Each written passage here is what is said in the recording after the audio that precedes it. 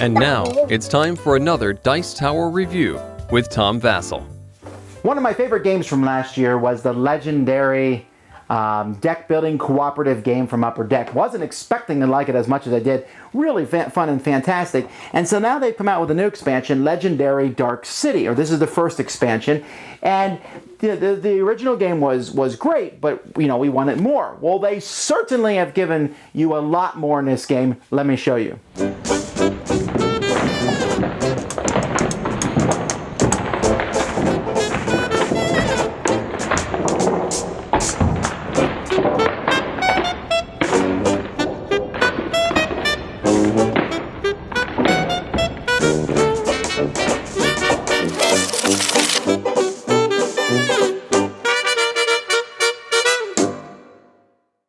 Now, I don't normally sleeve my cards, but you can get a set of sleeves for Legendary that have the Legendary backing on them, and that's pretty cool. So, yes, these cards are sleeved. There is so very much here in this game. There's a lot of new heroes, so we're just going to take a look at some of the heroes. We have Bishop, who is a hero in this game anyway, even though the guy's a creep nowadays. And he has some pretty cool abilities, being able to redirect energy, mixing with someone else. Forge has a really cool, powerful card here, being able to defeat the Mastermind for free. The problem is you need to play two other of these computer chip style cards, but still, you can pull that off. One of the best characters in the game, at least that, and has a lot of special abilities, including, if you notice here, Versatile. Versatile is one of the new abilities in this game, which basically lets you use something as money or fighting. So this can be 3 money or 3 fighting. A nice special ability. Another new special ability that's included in the game is here courtesy of Nightcrawler, and that's Teleport. So whenever you play a teleport card, you're able to take the card and set it aside and use it in your next hand, giving you more special ability. And you can also teleport 3 other cards with this one, which is a great special ability for Nightcrawler. Now, I'm not showing you every card from every person's deck because A, we don't have the time for that, and B, well, I mean, that's part of the surprise for the game. I'm showing you the best card for each person. That Daredevil, the man without fear. It's cool to have him along in the game, so yay for Daredevil. Then Cable. Now, this is one person that people will probably buy the set for. Cable's such a popular character, they've killed him at least twice and brought him back. You can see that he has his own new faction now, which is X-Force. That's what the big X up there is for. And there's other characters who are involved with X-Force, so there will be cards that refer to that. And then Ghost Rider, a character I never understood why people like so very much, that you have his flames coming out of his head, whoopee-doo, but people be glad he's in the game. Then we have Angel. Not as cool as Archangel, but having him in the game is yet getting another X-Men. You can put together the original X-Men team at this point in time. And then we have the Iron Fist, which is actually kind of an odd choice. I didn't realize that the Iron Fist was actually that popular, although this is a very powerful card here. It costs 9. It's an 8 attack, and you reveal cards to your deck till you have 2 cards of the same number. And then you get to keep all the cards with that number. Then Professor X. Now, Professor X is a cool one, although I have to point out that his artwork, and by the way, the artwork on these cards is not all the same. You'll notice that the artwork here is different than the artwork here. This is something that they've changed from this set to previous sets. But like this card here just doesn't make me think of Professor X. Sure, it's his psionic astral form, but I don't know. It's not a huge deal, but his main card is a big deal because basically whenever you defeat a villain, you can gain it with this card and it becomes a hero. I just like the fact that Professor X is taking over heroes and using them. Domino is here, again with the versatility. Jean Grey, the woman who cannot die. Or no matter what Marvel Universe does, she comes back somehow. But just the fact that she's in the game. And then our third femme fatale here, Elektra, who I wasn't really even sure was a hero, but hey, she's in the game. That gigantic glare was the Punisher. We'll move him over here so you can see him. Another character that people are going to really enjoy having in the game just because of the fan base. And then Blade. So you have Blade and Punisher, but my favorite of the new cards, the new heroes being added, is Iceman. So if a villain Master Strike or Mastermind Tactic would cause you to gain a wound, you can reveal this card instead. So he has this defensive thing, which is also a very strong attack. And then right next to him, right, just as much as I like Iceman, I like Colossus. And so Colossus has that protective thing, stop other players from getting wounds. And then Wolverine. What?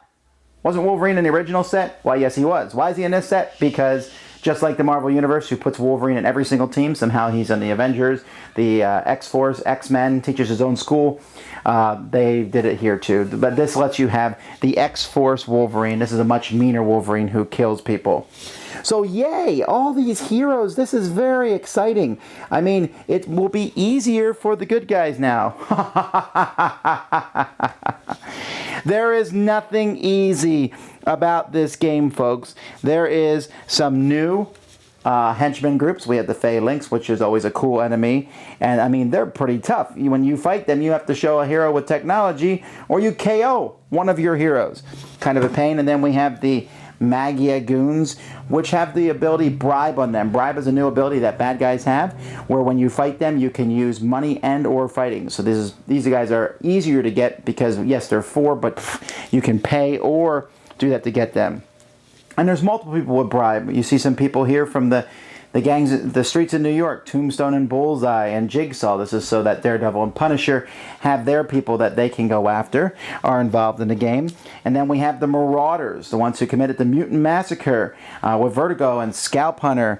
And then we have the Underworld. This is so Blade has some people to fight with Dracula. Kind of interesting that Dracula is just an ordinary henchman rather than a main bad guy. And Blackheart, same thing. But I guess you had to stick them all on one deck somewhere. And then we have the Mutant Liberation Front, which has Zero, the evil teleporter. These are characters that many viewers may not know if you because I haven't seen these bad guys show up in a long time. They're from the 90s. And then Egghead and such. And then, really cool, we have the Four Horsemen, Death and Famine and Pestilence and War, which I heard is good for absolutely nothing. And these are really powerful. You can see that the Death here is a strength of 7, which is pretty big for a henchman. But all these guys matter not compared to the brand new Masterminds. These guys are tough as nails. In fact, they make the Masterminds from the first set so easy that you kind of don't want to fight them. Magneto, here's Kingman. Now, Kingman can be bribed, and he's probably the easiest of the new ones. Even though he's a 13, you can use money and or fighting to take him out. So you should be able to take out Kingpin. But harder than Kingpin is Strife, the evil clone of Cable, who is only a 7, but as each Master Strike comes by, gets tougher and tougher. And then we have Mephisto, who basically gives you wounds and just an annoyance and brings in the underworld into the game. But then we have the 2 very hard ones. One of them is Mr. Sinister, my favorite villain of all time. He gets +1 for every bystander that he has. He starts at an 8. But he's going to get bystanders pretty quick and become almost excruciatingly powerful. Just tough. He is by far one of the hardest people to fight in the game, but he pales besides Apocalypse. Well, he should, I suppose. Apocalypse starts at a 12. He brings in the 4 Horsemen of War, who are all +2. If all 4 Horsemen escape, then he automatically wins. So there's an extra thing. And when he does a Master Strike, he has one of the most annoying Master Strikes in the game, where he basically makes everyone discard all the cards in their hand that cost more than 0, which essentially neuters everybody for 1 whole turn. Tough guy. I should also mention that when you fight these new villains in this version, that their fight cards no longer give you nice little rewards. Instead, they smack you around and make you want to cry. Finally, the other things that have been added, there's a bunch more scheme twists or schemes that are in the game.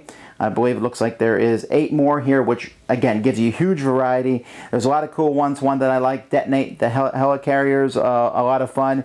I enjoy that they have Rescue Baby Hope, which was a great series in the X-Men comic books, and as she was kidnapped and taken from one person to the other, this one has that same aspect to it. The game also comes with a bunch of new bystanders who actually are useful people. And so, well, not that all bystanders aren't useful, sorry, innocent bystanders, but when you rescue these people, they can do things, like a paramedic will help you get rid of wounds when you rescue him. A news reporter gives you an extra card. A radiation scientist. I can KO one of my heroes or a hero from my discard pile to help make your deck better. And so the fact that these can be substituted for ordinary citizens will help make the game a little easier, a little bit better, because of course, Apocalypse is going to make it as hard as he possibly can. Okay, a few things to note about this. First of all, as I said when we were going over those cards, they ramped up the difficulty of this game. Before, Magneto was like, I'm going to get you, and you were like, go away, Magneto, and you slapped him around a bit, and he left. I played Marvel Legendary quite a few times, and I don't know that I maybe lost more than once. But I mean, there was many nail biters, loved the game, but it wasn't that hard. I have not yet beat this expansion. I know we can. But it's tough, especially when you play with Apocalypse or Sinister, because those guys are like, hey, come here. And before you even get a chance to start. So I think your best bet really is to mix it up. My very first game of this, I said, all right, let's play with Apocalypse. Let's throw in just stuff from the new game. We're going to throw in just all these new villains. And we were weeping as, walk out with our heads hung because Apocalypse just... Okay, anyhow, it was brutal. But a lot of cool things. Love the new abilities. Love Bribe and Teleport and the versatility. Those are great new mechanics, and all of them work really well and have a thematic flavor to them. Love the fact that there's now 16 different schemes to pick from. Love the new innocent bystanders. Love the new villains. The goons are kind of, tier C in the Marvel Universe, but they pick top-notch masterminds to the point where it's going to be hard to top that with masterminds that come out in the future. And with the heroes, I mean, we have almost all the big A-list heroes that are in the Marvel Universe. Some of the ones that we haven't seen yet, like Fantastic Four, are right around the corner, and more probably on their way, but this has just been fantastically fun. And so the variety was huge. Now, Marvel Legendary still has minor issues. I think the artwork is fantastic and even better now. But it still does take a bit to set up. And with all this extra stuff, maybe even a bit longer to set the game up and tear down. But I don't mind that. And I wish the dividers had been better in this game. They had some stickers that we got at Origins that you could put on the dividers. But I mean, to me, that should have just been basically in the game. Now, everything fits in the box. It all fits in one box, and it's really cool. I love Marvel Legendary. As before, with this expansion, it is really doubled in fun. It is a fantastically great game. I have a huge choice. I mean, the combinations are endless. I could probably figure it out, but it's too much work for me to do right now. All I can say is this is the Marvel Universe in a box. And that's a great thing. The Marvel Universe is sprawling and big, but it essentially comes down to teams of superheroes fighting against the big bad guy at the end. Those are the great moments that we remember, and those are the great moments that this game predicts. This certainly has made the game harder, but that presents a challenge, and as a cooperative game, we are willing and ready to step up to the plate. Thanks so much for watching the Dice Tower videos. Find more great videos and reviews, as well as our top-rated audio podcast at Dicetower.com. You can also find other great shows at Dicetowernetwork.com. I'm Eric Summerer, and you've been watching The Dice Tower. The Dice Tower is sponsored by Cool Stuff Inc., where you can find great games for great prices. Cool stuff in stock. Check them out at CoolStuffInc.com. Shut the door!